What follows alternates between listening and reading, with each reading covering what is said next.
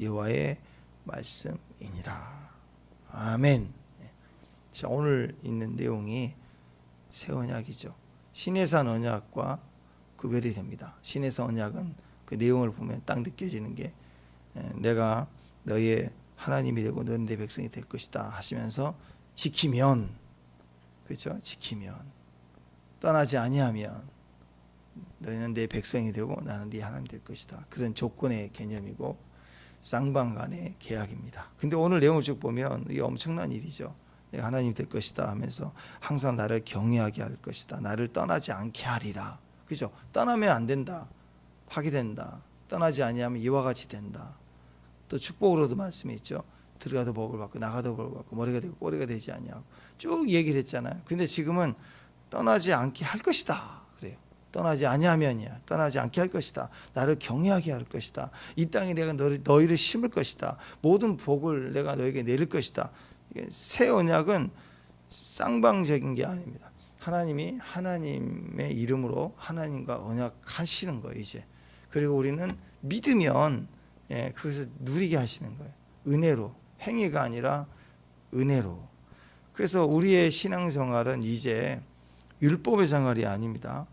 말씀대로 사는 생활이다. 말씀대로 산다라는 개념이 자칫 잘못하면 율법으로 사는 사람처럼 씌어버리면 안 돼요. 그게 구약이잖아요. 그죠? 이제 말씀으로 산다는 것은 성령으로 사는 걸 말하는 거예요. 성령으로 가야 돼요. 십자가와 성령이라고 그랬죠. 말씀의 시작이 십자가예요. 십자가로 믿어야 돼. 영접을 해야지만이 그래야 하나님이 내 것을 너에게 집어넣는다. 노력이 아니라 내 것을 너에게 집어넣겠다.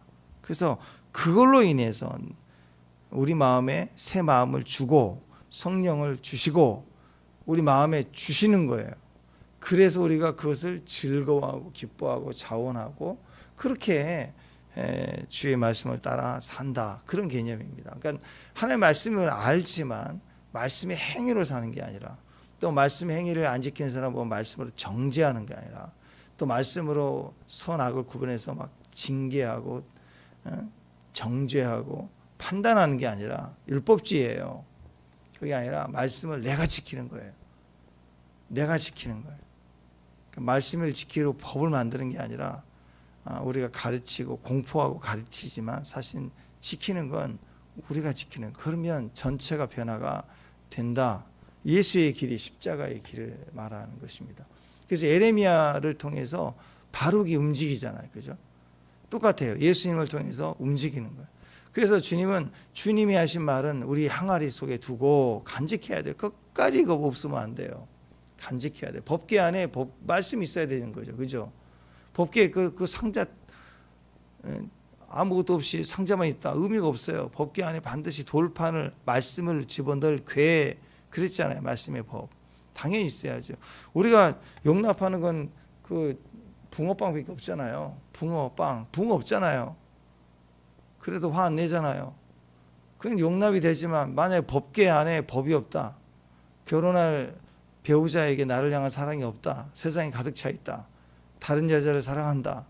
그리고 나와 결혼하겠다. 그럼 용납이 안 되잖아요. 마찬가지입니다. 법궤 안에 법이 있어야 되는 것처럼 이제는 하나님의 법을 우리 마음에 둬야 돼요. 우리 마음에 두고 입으로는 똑같은 메시지를 떠들어야 돼요. 바룩이 돼야 돼. 예레미야가 돼야 되고 바룩이 돼야 되고. 이 메시지가 새 언약입니다. 새 언약. 그러니까 우리는 믿음으로 구원을 받습니다. 아멘. 믿음으로. 전적으로 믿음으로 살아야 돼. 눈으로 상황을 보고 사는 게 아니라 믿음으로 살아야 됩니다. 또 믿을 때 은혜가 임해요. 믿는다는 말은 내 행위, 내 조건, 내 노력이 아니라 주님이 주시는 것을 살아요. 그러니까 믿는다는 말은 눈을 뜨고 믿음으로 기도한 다음에는 찾아야 돼요. 구하라. 그럼 주실 것이요. 믿어요. 줬는데 안 보인다고. 그러면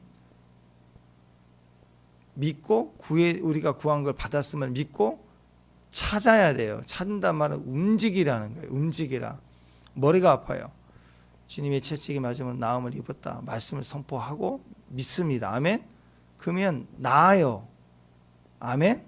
근데 머리에는 아직 증세가 남아 있을 수 있어요. 제가 항상 얘기하지만 꽃꽂이 꽃꽂이 꽃도 꺾어서 여기다가 꽂아서 이쁘게 해도 죽은 거예요. 생명적으로는 죽은 거라고. 꽃이 활짝 피어 있고 밑에다가 이제 물도 주고 이렇게 뭐 요즘 액체도 있다면 좀 유지되는 액체도 넣어주고 약을 넣어주고 그래도 이게 얼마나 가겠어요. 죽은 거라고요. 죽은 거에 꺾여지는 순간 죽은 거라고. 오래 그 증세는 남아 있을 수 있어요. 그걸 믿고 가는 거예요. 아멘. 질병도 끊어져라. 악한 영은 나가라. 어둠은 떠나가라. 증세는 남을 수 있어요.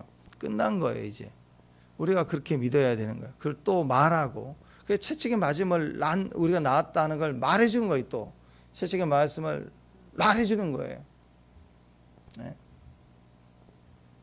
보니까 그 경매 받아가지고 예전에는 막 세입자 안 나가려고 그러고 막 가스를 막 터트려 죽는다 그러고 억울하니까. 근데 경매 받은 사람은 자기 집인데 겁나서 못 들어가는 거예요. 돈을 막 얼마를 줘야 나간다. 그분도 이해가 되죠. 근데 어떤 사람은 막 다 벽을 문을 다 도끼를 찍어놓고 나가고 막 속상하니까 그렇겠죠. 그 주인이 잘못하니까 그 세입자가 고통스럽게 가는 거 아니에요. 근데 결국 그 저항하고 막 그래도요. 결국 딱 법원에서 와서 결국 또 얘기하고 또 선포하고 날 잡고 오면 또 다 나가게 돼 있어요. 결국은 법이 딱 그러면 아무리 저항해도 다 안 되게 돼 있다고. 마음은 아프지만 하물며 그런 일도 그러는데 우리 속에 불법으로 점유한 악한 영들 또 이런 저주들 이게 있을 수 없다고요. 내게 습관화되고 나도 불쌍해. 마음이 너무 불쌍해. 안타깝고 그래서 한 40년 동행한 암이 있다 그럴지라도 그건 내 친구 아니잖아요. 그죠? 나가야 되잖아요. 원치 않잖아요. 그냥 믿음을 딱 잡고 명령하고 증세를 포함해서 나가라고 명령을 하기 시작해야 돼. 자꾸 복음은 제가 우리에게 표현되어지는 게 두 가지라고 그랬죠. 복음. 우리는 십자가의 복음만 얘기했다고. 초대교회에서도 쭉 이어져 오는 거예요. 복음은 두 가지를 같이 포함해서 선포가 됐습니다. 예수님이 채찍에 맞으신 거. 십자가에 우리 죄를 담당해. 죄만 담당했으면 바로 올라가 죽으시지만 죄만 담당하신 게 아니라 이 땅에 사는 동안에 겪게 되는 질병을 담당하셨다고 얘기했어요. 그래서 복음은 두 가지를 같이 기도하는 거예요. 왜냐? 우리가 예수를 믿고 구원을 받으면 그것을 땡이다 그러면 죽으면 되죠. 예수 믿고 꼭 죽어야 돼요. 천국 가는 게 더 낫죠. 근데 우리는 예수 믿고 나서 구원받으면 사명이라는 과정을 살아내야 돼요. 사명이 이제는 사명을 감당하기 위해서 이 땅에 살아가는 동안에 최대의 적이 질병이라고요. 거기에 포함되어 있는 어둠의 영도. 왜? 병의 원인 중에 귀신도 있으니까. 그래서 이를 포함해서 명령하고 꾸짖는 것이 일상에서 같이 돼. 복음을 증거한다는 말은 그래서 믿지 않는 불신자에게 예수를 전해서 구원받게 하는 것만 있는 게 아니라 주님이 왕이시다 그 말은 지금도 우리에게 필요한 거예요. 하나님 우리를 통치하시는 거예요. 지금도 왕이시다. 내 몸의 질병은 나가라 하고 저렇게 싸워야 돼요. 두통에서부터 싸워야 돼요. 재정에 대해서 싸워야 돼요. 이게 믿음의 싸움이라는 거예요. 우리 싸우면 근육이 생기듯이 이게 생깁니다. 진짜 싸움을 하고 인식하고 부딪히면요 조롱하듯이 더 어려워질 수도 있어요. 순간순간 나는 안 되는 것 같아요. 사탄이 집요하게 물질을 가지고 건들거든요. 그리고 우리는 또 맥없이 넘어지고 무너지는 게 우리는 어렸을 때부터 내 경험상 나는 늘 물질에 약했어요. 또 나는 늘 골골골골 아팠어. 이런 그 기억들이 우리 안에 끊임없이 도전해 오기 때문에 처음에는 힘들고 어려워요. 그러나 도끼를 가지고 찍어내는 것처럼 또 찍어내고 또 찍어내고 계속 하다 보면 이 싸움을 계속 하는 거야. 계속 하다 보면 어느 순간 점점 자유해지는 걸 느껴요. 통증도 있고 어려움이 있고 물질적으로 해결될 만한 무슨 큰 사건도 없고 그냥 똑같은 그 뭐 세상 말로 쥐꼬리만한 월급에 그렇게 가는 것 같고 빚은 많고 독초 오는 것 같은데 감당이 되어지다가 어느 순간부터는요 된다고요. 풀린다고요. 물질이 온다고요.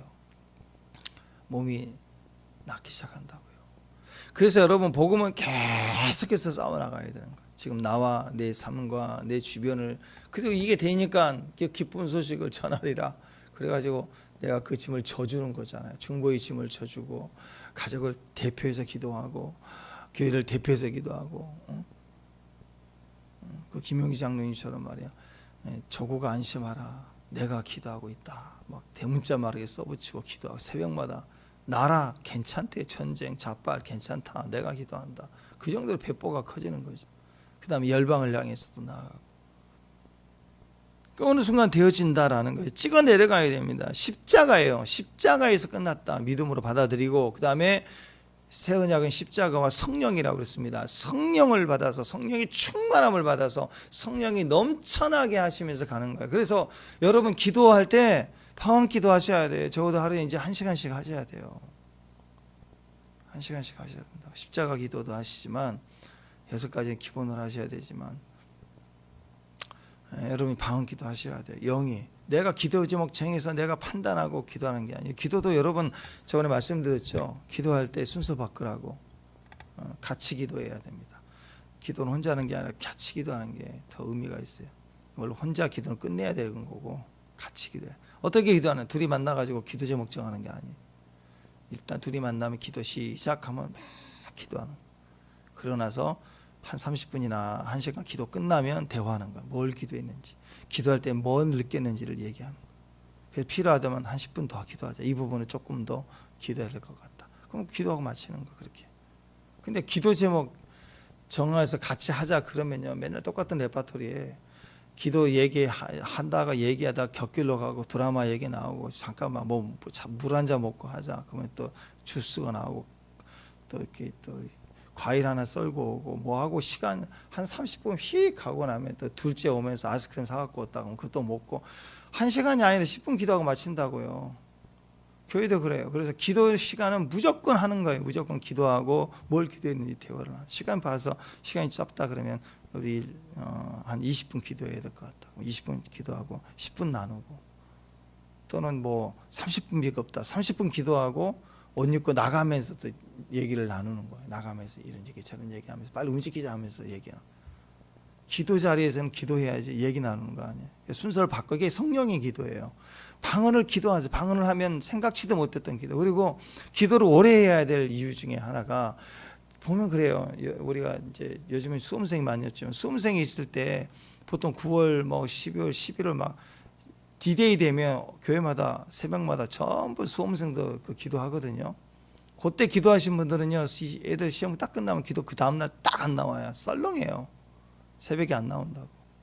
근데 자기 아이를 위해서 한 8월 9월부터 막 기도하신 분들의 시작을 마음을 정하여서 또는 뭐 그 해 시작할 때부터 이렇게 오래 기도하신 분들은요 우리 아들 이번에 시험에 떨리지 않게 잘 보게 해주시고 우리 딸 이번에 어느 진학 준비하고 있는데 잘 해결해달라고 이런 기도를 시작하지만 이 기도를 안 해요. 이게 한 3달쯤 가면 이 기도에서 하나님의 나라와 의를 구하는 기도가 되고 선교 기도하고 있고 교회 기도하고 있어요. 교회 오면은 그 목적이 흐지부지 흐려진다고.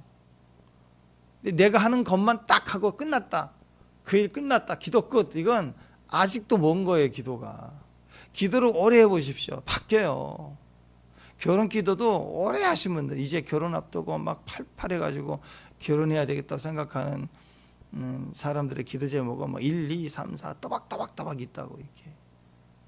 근데 결혼 기도를 오래 하신 분들은 그런 기도 안 해요. 하나님 나라와 뜻과 의를 위해서 기도하는 기도 바뀌게 돼 있다고. 우리는 그런 기도한다. 그래서 기도를 하다 보면 방언이 우리 가운데 그 길을 열어주고 깨닫게 하시고 계시를 준다고요. 내가 누구인지를 더 알게 돼요. 그게 결혼 기도예요. 내가 어떤 사람인지를 더 분명히 보게 돼요. 그게 수험생 엄마의 기도라고. 그런 마음으로 기도가 이게 새 언약이니까 그래요. 새 언약은 주체가 성령님이에요. 내가 아니에요. 내가 뭘 해내는 게 아니고 내가 깨달았으니까 뛰는 게 아니라고요. 우리는 몰라요. 근데 믿고 하는 거예요. 순종하는 거예요. 그래서 하나님이 새 언약은 그거예요. 구 언약은 시내산에서 우리는 이 돌판에 새겨진 만큼 이 말씀을 놓치면 안 되는 거예요. 이 말씀을 붙들고 가야 되는 거예요. 두들겨 맞더라도 말씀을 지켜야 되는 거예요. 그게 시내산 언약이에요. 그 말씀을 버리라는 소리가 아니라 이제는 내가 말씀을 붙드는 게 옛 언약이라면 새 언약은 내가 너를 붙들겠다라는 거예요. 성령이 내가 너를 붙들겠다. 한번 물면 절대 놓지 않겠다. 그래서 악어 그랬잖아요. 악어 이빨로 콱 물렸다고. 여러분 못 빠져나간다고. 이게 물렸어요. 여러분 물린 여자예요. 물렸다고요. 그러니까 비명 질러야 돼요. 나 물렸다. 물렸다. 기도할 때 그래서 비명을 지르고, 아프니까 아플 때 나 너무 아파요. 그런 사람 어디가 있어요? 물리는 순간 그러면서 막 떨잖아요. 소리를 지르고. 그리고 방언 기도가 그렇게 나오는 거라. 하나님은 한번 물면 절대로 떠나지 않는다. 그래서 성령을 받으면 그 성령은 우리 안에서 떠나지 않아요. 절대로 안 떠나요. 성령이 안 떠나신다고. 죄를 지으면 소멸이 되시죠. 점점요. 그러나 떠나지 않아요. 영원히 떠나지 않아요. 그 말은 뭐예요? 이제는 예수를 믿어야 되고, 예수 믿은 사람들은 이제 어떤 상황에서도 새 언약으로 가야 됩니다. 그래서 기도를 어떻게 해야 돼요? 신앙생활 어떻게 해야 돼요? 제일 먼저 십자가, 성령 그랬으니까 십자가 딱 붙들고 십자가 생각하고, 아무 생각하지 말고 정보 상황 보지 말고. 지금 예루살렘이 뺑뺑 이렇게 포위하고 당하고 있고 나라는 이미 망했고 막 이런 상황에서 뭘 보겠어요? 난세인데 왕은 멍청하고 지금 10년째 정신 못 차리고 있고 1년 남았고 유일한 통로인 선지자를 입 막아버리고 감옥에 가다 두고 또 죽이지도 못해 겁나가지고, 그런 어처구니 없는 상황 속에 뭘 봐야 되는가? 십자가만 보는 거예요. 십자가만 바라보고, 십자가의 성령이니까 그 안에서 정과 욕심과 두려움을 못 받고, 그 다음에 이제 성령의 인도함을 구하는. 성령, 언제든지 성령은 계시니까. 성령은 떠나지 않아요. 아멘. 성령은 떠나지 않는다고. 우리 속에 생명으로 와 계시는, 항상 계세요. 내 영혼에 함께하고 계시는 거. 아직 내 생각이 바보 같고 두렵고 염려하고 육신도 몸이 아프고 할 수 있는 게 없고 갇혀 있고 그래도 영은 자유의 영은. 제가 청년 때 우리 그 교회에 부흥회를 했는데, 그때 정근자 전도사님 지금도 계시나?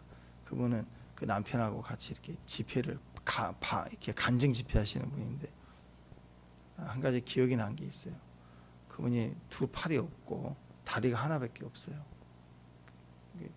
그 직장에서 그 지붕 고친다고 그 간호사님이셨는데, 그 원장 의사님이 올라가서 지붕 고친다고 옆에서 우산 받쳐주다가 벼락을 맞아갖고 땅에 떨어져서 눈 떠봤더니 다 잘렸대.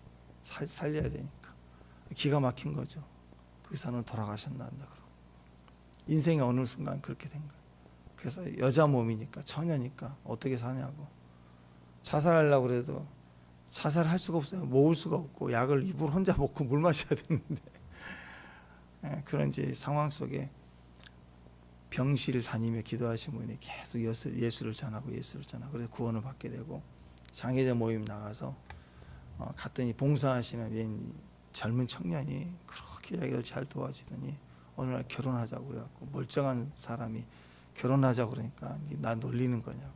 그래서 결혼도 하고 아이도 낳았고 그렇게 하면서, 근데 그 목사님이, 남편 되신 목사님이, 내가 나 혼자 열심히 사명 띄고 신학하고 공부해봐야, 잘해봐야 개척교회인데 아내를 잘 만나가지고 자기는 전 세계를 다니면서 간증하고 다닌다고 안 가본 곳 없다고. 그렇게 정말 부부가 아름답게 그렇게 사시더라고요. 근데 그분이 하나님께 기도하면서 나 이 몸으로 어떻게 살아야 되냐고 막 그렇게 고통스럽게 혼자만 기도했을 때, 그날 꿈을 꾸는데 너무너무 선명하게 하나님 뭘 보여주시냐면, 자기 몸이 다시 완전히 온전히 회복된 몸을 주시고, 팔, 다리 다, 그리고 너무 아름다운 곳에서 자유롭게 막 그 동산을 거닐고 삐고 하는 모습을 보면, 주님과 함께 영은 이렇게 자유하다는 거죠. 영은 네가 잘린 게 아니라. 그런데 지금은 사명을 감당할 이 몸으로 사명을 감당해달라 부탁하더래 주님. 그러니까 너무 기쁘다는 거예요. 자기는 내가 영원히 잃어버린 게 아니고 이 모습으로 잠깐 드리는 거지만 나는 영이 완전히 자유한 몸이구나. 자기 몸이 자유하다는 거, 정상이라는 걸 보게 되니까 너무 기뻐서 어디를 가라고 그래도 불편할 뿐이지 너무 자유롭게 다닌대요. 그러니까 제가 그분 이야기를 들을 때 끝나고 식사할 때도 보니까 자유한 거야. 자기 몸에 아픈 것에 대한 자유가 너무 넘치는 거야. 그게 긍정의 힘이 아니라 완전 자유예요. 자유. 그쵸? 우리가 그거예요. 완전히 하나님 우리를 구원해 주시고 우리는 자유한 자이고 치유됐고 회복된 몸인 것을 알아야 돼요. 재정에 대해서, 또 고통에 대해서, 장애에 대해서 좀 불편한 것이고 사명 때문에 그 과정이 있는 것이지, 나는 영으로 죽어도 천국 가가지고도 다리 없고 그런 건 아니라고. 그거에 대해서 우리가 이미 성령과 동행하는 사람이고 성령이 충만한 사람이라는 것을 믿고 하나님의 믿음으로 살아가야 된다. 그 얘기를 하고 계시다. 이게 새 언약이라는 거예요. 새 언약. 옛 언약이 아니라 새 언약이다. 새 언약은 그래서 막 선포하고 다녀야 됩니다. 그래서 결국 새 언약으로 가면 관계에 대한 회복들이 일어나기 시작해요. 십자가와 성령은 관계 회복입니다. 관계 회복. 하나님과 우리 관계를 회복시켜 주시고 나와 내 자신의 아픔과 상처를, 내가 나를 용납하고 사랑하게 해주시고 내 인생을 축복할 수 있어요. 그리고 나와 다른 사람과의 관계가 변화가 되기 시작해요. 그리고 나와 그 다음에 나와 환경과의 관계가 이상하게 바뀝니다. 예전에는 나만 하면 안 돼. 막히고 비만 오고 무너지고. 이제는 내가 가면 환경이 열려 이상하게 된다고요. 된다고. 환경이 다가와요. 나라가 달아와요. 내가 나라로 달려갔는데 이제 나라가 나에게 달려온다고. 이게 새 언약의 시대의 사람들입니다. 자, 그래서 37절부터 41절까지 쭉 이렇게 나오는 내용이 이제 새 언약인데, 하나님이 일어서게 해주시고 하나님 우리를 심어줄 것이고 하나님이 그 마음을 다시 경외하는 마음을 줄 것이고, 우리는 의지를 사용해서 경외해야만 되는 게 아니라 경외하는 마음을 주신대요. 하나님은. 이게 새 언약입니다. 자, 그러니까 우리가 할 일은 뭐예요? 단순해요. 믿는 거예요. 이제 믿는 거. 그 다음 두 번째, 계속하는 거. 믿는다는 말은 계속한다는 뜻이에요. 그거면 돼요. 포기만 안 하면 돼요. 포기만 안 하면. 믿음으로 반응하고 순종으로 반응하고, 39절 항상 나를 경외하게 하고, 경외함을 가지고 있는 거예요. 하나님 그러면 두려운 마음이 있잖아요. 그죠? 하나님을 경외하는 방법이 뭐라? 예배예요. 예배. 하나님을 경외하는 마음은 곧 예배입니다. 예배. 엎드리게 돼 있어요. 하나님을 경외하는 자는 엎드리게 돼 있다. 우리가 천국을 왜 가는가? 야, 우리 달려갈 게 다 마치고 천국 가면 먹고 싶은 것 다 먹어야지. 그리고 천국 갑니까? 아니죠. 적어도 저와 여러분 똑같을 거예요. 아마 천국 백성이 그럴 거고요. 천국은 예배로 가득 차 있는데요, 가자마자 그 영광스러운 예배에 넘어질 거예요. 엎드려질 거예요. 무릎이 탁 꿇어질 거라고. 천국 들어가면. 여러분, 이 땅에서도 우리가 가끔씩 예배 올 때, 찬양 소리가 들릴 때, 교회 가까이 올 때 눈물이 팍 쏟으면서 그냥 절로 무릎이 탁 꿇어질 때가 있어요. 교회 오면 그 찬양 소리. 근데 하물며 천국의 그 영광스러운 믿음의 종들과 선배들이 같이 예수의 피를 노래하고요, 새 노래를 부를 때 그 영광스러움 얼마나 클까요? 얼마나 클까요? 우리는 천국 가면 예배로 가득한 곳에 들어갈 거예요. 예배입니다. 예배하러 가는 거예요. 예배로 영원한 예배에 들어가기 위해서 가는 거예요. 그러니까 우리가 해야 될 건 믿는 것입니다. 믿는 거. 영접하는 자, 그 이름을 믿는 자들에게는 하나님의 자녀가 되는 권세를 주셨다. 믿는 자, 우리 할 일, 믿는 일, 전하는 일, 믿음을 전하는 거예요. 믿음을 100% 믿기만 하면 일은 하나님이 하시는 거예요. 믿으면 하나님의 뜻과 능력이 우리를 통해서 드러나게 하시는 우리의 도구예요. 우리에게 주님이 나를 나타내 주신다. 그러니까 내가 강한 게 아니라고요. 믿음이 강한 거예요. 아멘? 그러니까 어떤 일을 해내도 나를 자랑할 게 하나도 없는 거예요. 내가 강한 게 아닙니다. 믿음이 강해요. 예배가 강한 거예요. 기도가 강한 거예요. 주의 능력이 강한 거예요. 우리가 그거 믿으면 겸손하고 끝까지 주를 경외할 수 있고 그래서 주 앞에 설 수 있게 되는 것입니다. 우리가 믿음이 할 게 무엇인가, 뭘 할 수 있을까? 믿을 때 가장 잘할 수 있는 게 뭘까? 예배 드리는 거예요. 예배. 순종의 삶을 얘기하는데요, 순종의 절정이 뭔지 아십니까? 예배예요. 예배, 제사, 구약엔 제사, 순종, 그리고 하나님 섬기는 자, 하나님을 섬겼다라는 의미는 예배, 제사를 드렸다라는 거예요. 나를 희생하여 거룩한 산제사로 드렸다. 예배예요. 그래서 여러분 교회에서 섬기는 거, 선교지 가서 섬기는 게 다 예배자예요. 거룩한 몸으로 드리는 산제사라고, 예배라고요. 예배는 하나님 앞에 우리의 순종을 보여드리는 거예요. 순서에 맞춰 그 장소에 있는 게 아니라 몸으로 거룩한 산제사로 헌신해 드리는 거예요. 찬양.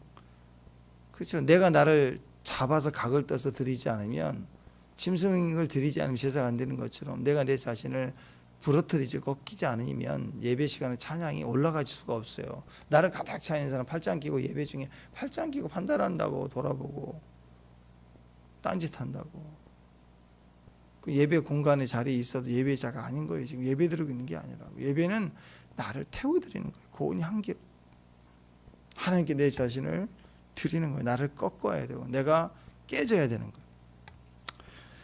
내가 죽을 위기 상황인데도 하나님 앞에 나오는 거 겸손이죠. 사람 내가 힘들면 그 자리 가기 싫어요. 교회가 사람들의 모임으로 보인다고. 그러니까 귀찮은 거예요. 내 심란한 모습 보여지기 싫은 거예요. 그냥 교회가 순간적으로 사람들의 모임으로 보는 거예요. 근데 아니죠. 아무리 사람이 많고 적고를 떠나서 힘들어도 고통스러워도 주님을 찾아야 돼요. 그게 나를 꺾는 거라고. 그래서 그 사람 예배가 가치 있고 하나님 앞에 나와서 겸손히 그 음성을 듣겠다. 왜? 헌신한 자가 지 마음대로 드리면 종교잖아요. 하나님께 막 몸을 내어 드리는데, 심지어 자기 몰락제사, 자기 자식까지 제사로 드리는데 문제는 하나님 말씀하신 게 아니에요. 그게 종교라고요.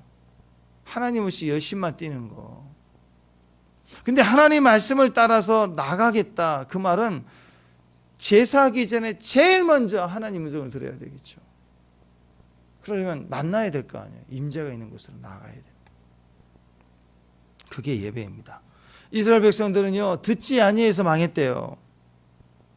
잠언 1장 24절, 내가 불렀으나 너희가 듣기 싫어하였고 내가 손을 펼쳤으나 돌아보는 자가 없었다. 이사야 30장 9절, 대저 나는 패역한 백성이요, 대저 이는 패역한 백성이요 거짓말한 자식들이요 여호와의 법을 듣기 싫어하는 자식들이라.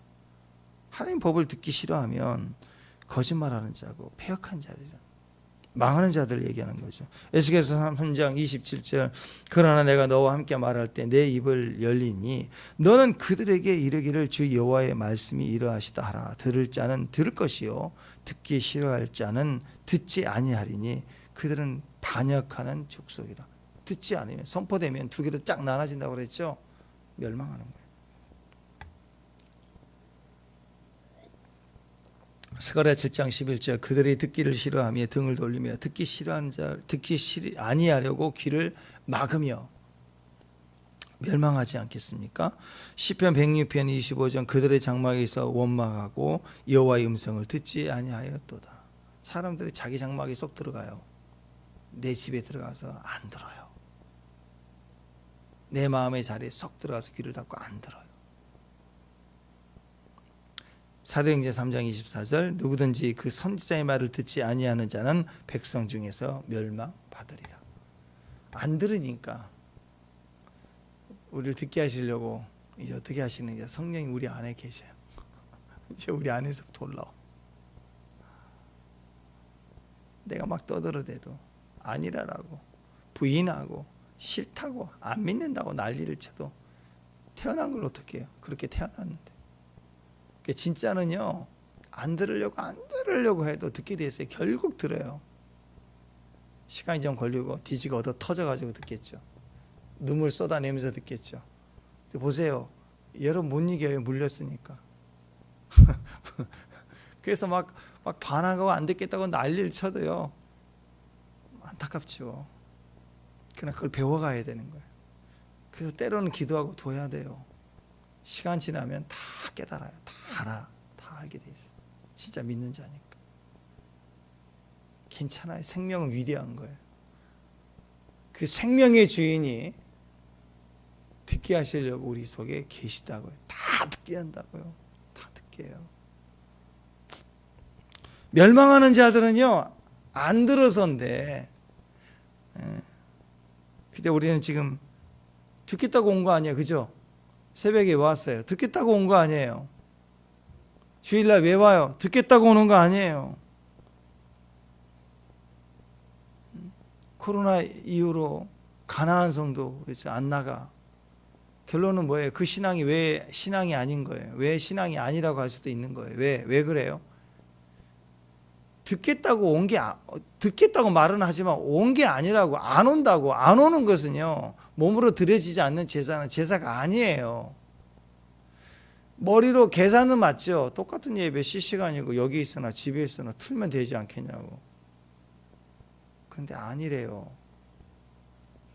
조사된 걸 보니까 아니래요. 교인이 1000명이면 500명이 나오면 500명은 그 시간 현장에 실시간으로 들어와야 되잖아요. 10%도 안 들어오고. 왜 안 들어오냐? 지금 바쁘니까 제끼고 녹화돼 있으니까 조금 뒤에 듣죠. 다 그러고 안 들어와요. 그리고 평균 유지 시간이 10분도 안 된대. 예배는 1시간인데 그 10% 정도 듣는 사람이 10%도 못 드리고 끝난 거예요. 딴 데 가 있고. 나중에 클릭으로 뚝뚝뚝 해서 보겠다는 거예요. 안 나가는요, 몸으로 드리는 예배가 아니에요. 그 예배라고 하기가 어려워요. 물론 병원이 아파 병원에 입원하거나 어떤 상황에서 우리에게 어떤 희망의 은혜의 수단이 될 수도 있겠죠. 거리가 떨어져 있거나 빛이 못할 상황에서. 근데 그걸 얘기하는 게 아니잖아요. 그렇죠? 네. 귀찮고 사람이 귀찮은 거예요. 부딪히기 귀찮은 거예요. 내 마음을 보여주기 싫은 거예요. 저것은 자기가 하나님의 관계를 가로막는 어리석은 모습이다라는 거죠. 그래서 지금 이 시대는요, 하나님 말씀을 청정하지 않는 시대입니다. 망해가는 세대입니다. 순종의 최고의 순종이 예배인데 예배를 내가 결정하는 거예요. 그러니까 불편하니까 인터넷에 나오는 유명한 다른 목사님들 설교를 몇 번 듣고 그러고 그 예배인 줄 알고 넘어가는 거죠. 예배는 참석하는 거예요. 그렇죠? 만약에 그렇다면 지금 죽어서 천국 가는 게 제일 낫죠. 뭐 하나님 봐야지. 안 그래요? 이 땅은 사명이에요. 사명. 예배 시간에, 예배 때에, 예배 자리에 내가 드려져야 될 내 예배가 있다고. 그래서 열방까지 가야 되는 거고. 전부가 사명인 거예요. 사명. 순종의 최고는 말씀 듣는 거, 예배 참석하는 겁니다. 자기 마음 따라 좋을 대로 아무 때나 그냥 크리게서 듣겠다. 이게 자기 중심적인 거죠. 제사는 영원한 하나님이 정하신 장소와 때가 있었어요. 정한 시간에 희생을 치르고 정한 장소로 와가지고 지금 새벽 같은데 일어나야 되고 나와야 되고, 그게 주여 듣겠습니다 라는 순종의 모습이라는 거죠. 진짜 그런 순종이 쌓이면 거기에 능력이 나타납니다. 거기에 은총이 나타나게 되어 있습니다. 그 자세가 하나님을 경외하는 마음이겠죠. 옛날에는 무릎을 꿇는다 그랬어요. 구원말 시대에 이제 막 복음이 증거되고 부흥기 시대에 젊은 목사님들이 미국 가서 신학하고 와가지고 새로운 찬양과 예배의 모습을 막 이제 알리고 싶어서 시작했던 게 이제 장의자가 들어올 때거든. 우리 그때는 한국교회가 다 마룻바닥이었어요. 근데 장의자를 들어오려고 하니까 서양에 갔더니 다 장의자잖아요. 그래서 젊은 예배 개혁을 위해서 장의자를 들어오니까 장로님들 막 누워버렸어요. 버릇없이 방정맞게 하나님 전에서 앉아서 예배 드린다고. 무릎 꿇어야지. 막 난 죽어도 못 들어온다 막 누웠다고. 옛날에 89년 넘어서 90년 넘어오면서요, 이제 저희 시대 사역자들이 이 개인 의자로 바꾸려고 했어요. 처음에 노예에서 어르신 목사님들이 예배가 뭐 이거 뭐 되겠냐고 막 와가지고 시찰로 와가지고 막 뭐 이름을 하냐고 돈이 없냐고 장의자 보내줄까 막 그래요. 장의자를 뺏기 안 하면 이상한 줄 알았어요. 그때는 개인 의자가 편하다고 그래도. 그러니까 세상이 그랬다고 바뀐다고. 우리 안에 있는 개념이에요. 개념. 옛날에는 무릎을 꿇는다라고 했습니다. 외형적으로 다 판단할 수 없지만 사실 우리가 존경하면 또 경외하면 그 앞에서 우리가 스스로 무릎을 꿇는 그런 모습이 좀 있지 않습니까? 그것은 무릎 꿇는 모습으로 나온다라는 말의 의미는 경외한다, 하나님을 존경한다, 두려워한다, 그런 의미를 갖는 거죠. 그래서 진짜 기도하는 분들의 별명이 낙타무릎 아니에요? 그죠? 낙타무릎. 하도 이렇게 무릎을 꿇으니까 그 무릎 끝이 이렇게 닿는 무릎이 바닥에 이렇게 닿으니까 붉어지는 거죠. 상처가 나고 뼈가 이렇게 단단해지고 커지는 거예요. 낙타무릎처럼 휘어져 있다. 낙타무릎이라는 별명을 가진 분이 있죠. 예수님의 동생 사도 야고보가 평생이 낙타무릎이었다. 근데 그 일정을 쭉 보니까요, 예수님이 복음을 전하고 사역을 하셨을 때 동네 사람들이 다 미쳤다 그랬다고요. 예수님 피아노를 쳐도 맨날 미만 친다. 그래 미쳤다. 그랬더니 동생들이 엄마랑 같이 예수를 데리러 왔어요. 잡아가려고. 우리 애 미쳤다고 집에 가둬두려고. 그 얘기 아시죠? 거기에 동생들 중에 야고보가 있었다고. 인간적 마음으로 안타깝게 여기고 미쳤다고 생각하는. 근데 나중에 사도행전 우리 1장 14절에 사도행전 시작할 때 그랬습니다. 여자들과 예수의 어머니 마리아와 예수의 아우들과 더불어 마음을 같이하여 오로지 기도에 힘쓰더라. 몇 날이 못돼 성령 받으러 할 때 예수의 동생들도 거기에 야고보도 있었죠. 기도의 사람으로 바뀐 거예요. 이제 부활을 경험하고 그때부터 야고보가 달라집니다. 그 다음에 예수님 부활했을 때 벌하셨을 때 고린도전서 15장 7절을 보니까 그 후에 야고보에게 보이셨습니다. 그러니까 부활을 경험하고 예수님 육신의 동생이지만 바뀐 거예요. 기도의 사람. 그때부터 기도에 막 불붙기 시작한 거예요. 자, AD 44년 아그리파 1세가 기독교를 막 엄청나게 핍박하면서 베드로를 이렇게 투옥했을 때 베드로가요 예루살렘을 천사의 도움으로 나와서 예루살렘 떠나면서 야고보에게 교회를 부탁했어요. 사도행전 12장 17절에 보면 야고보와 형제들에게 이 말을 전하라 하고 떠나 다른 곳으로 가니라. 그때 베드로가 그 책임성, 그 다음에 교회를 돕게 하는 이런 부탁을 하는 이 의미를 야고보에게 줬다고. 또 역사학자 유세비우스 기록을 보면 이렇게 나와 있습니다. 야고보는 그는 홀로 성전에 들어가 무릎을 꿇고 모든 인간을 용서해 달라고 하나님께 간절히 기도했다. 그래서 야고보의 무릎은 낙타 무릎처럼 딱딱해졌다. 그러므로 사람들이 그를 의인 또는 오블리아스라고 불렀는데 오블리아스는 인간의 방파제이며 의로움이라는 뜻이다. 교회사 유세비우스가 기록한 내용이 야고보의 내용이 그의 무릎이 낙타 무릎이었다. 그래서 이제 유명해졌는데요. 초대교회의 책임자로서 야고보가 사역을 감당할 때 전적으로 기도하면서 했다는 거예요. 전적으로. 그 무릎이 실제로 이렇게 낙타 무릎처럼 뼈가 변형이 될 만큼 한 번 무릎을 꿇으면 일어서질 않았다는 거죠.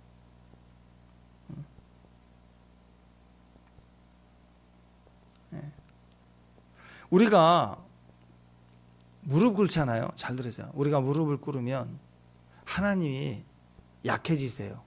이거 말씀드려도 되나? 이거 비밀인데. 나실인 삼손은 머리를 잘리면 약해진대요. 그거 알리면 안 되잖아. 알려져 갖고 바보 됐잖아요. 이거. 근데 하나님은 언제 약해진 줄 아세요? 우리가 무릎을 꿇으면. 근데 이거 아무리 비밀이긴 한데 이거 알려줘도 사탄은 못해요. 마귀는 절대 무릎을 안 꿇어요. 악한 자들은 법정에서 악한 행동이 다 드러나도 절대 무릎을 안 꿇는다. 악인이. 그러니까 이런 건 굉장한 비밀인데도 알려야 돼요. 믿는 사람들 들으세요. 이건 공개해야 됩니다. 우리가 무릎을 꿇으면 하나님이 약해지세요. 멸망을 결정했다가도 약해지세요. 바라크 그랬죠. 바라크라는 히브리 단어가 무릎을 꿇다라는 단어예요. 근데 다른 뜻은 축복이라는 뜻이에요. 성경에서 복을 주시고 이 복이 바라크예요. 근데 우리는 복이란 단어만 생각을 했는데 원래 이 단어의 기본 뜻은 무릎을 꿇다라는 거예요. 우리가 무릎을 꿇으면 복을 주시는 거예요. 하나님. 그 자체가 복일 뿐만 아니라 하나님이 복을 주신다는 거예요. 그러니까 우리가 지금은 임재 앞에 무릎을 꿇고 엎드리면 하나님이 약해지세요. 그건 돌이키세요. 하나님이 일하신다고요. 움직이신다고요.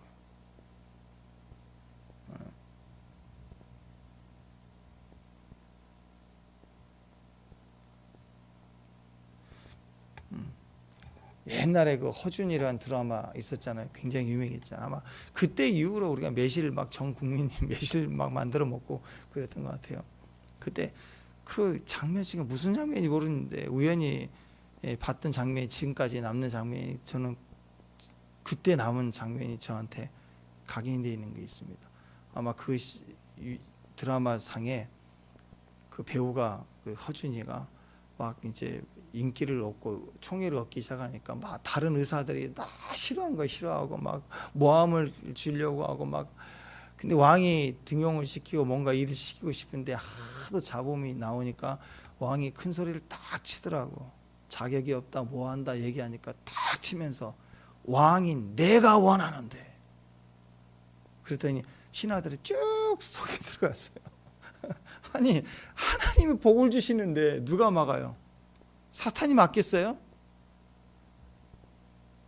그러니까 사탄이 할 수 있는 일은 하나님이 복을 결정해 주시는 것을 막을 수가 없어요. 그러니까 어떻게 막냐? 우리를 무릎 꿇지 못하게 하는 거예요.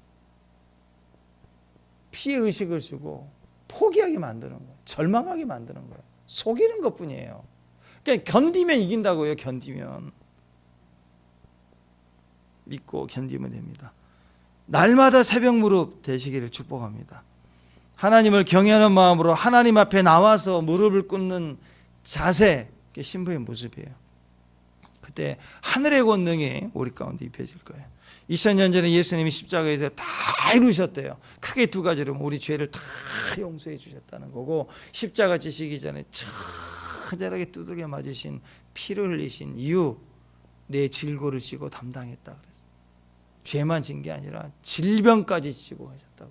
그래서 이게 끝났다라고 하는 것을 알아야 됩니다. 그래서 예배로 나가야 되고 예배 속에서 우리 몸으로 드리는 거예요. 어떻게? 무릎을 꿇으면서. 그게 축복입니다. 우리가 무릎을 꿇고 기도하고 예배하면 하나님의 생명과 능력이 우리를 통해서 드러납니다. 마지막까지 예레미야를 통해서 말씀하신 이유는 지금이라도 무릎을 꿇으면 돌이키시겠다. 근데 죽어도 무릎을 꿇지 않아요.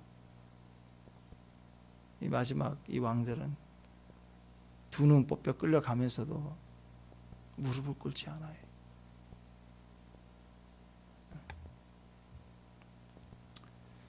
십자가의 능력, 성령의 능력입니다. 새 언약 속에 있는 이 은혜를 이제 우리가 이제 누리십시다. 아멘.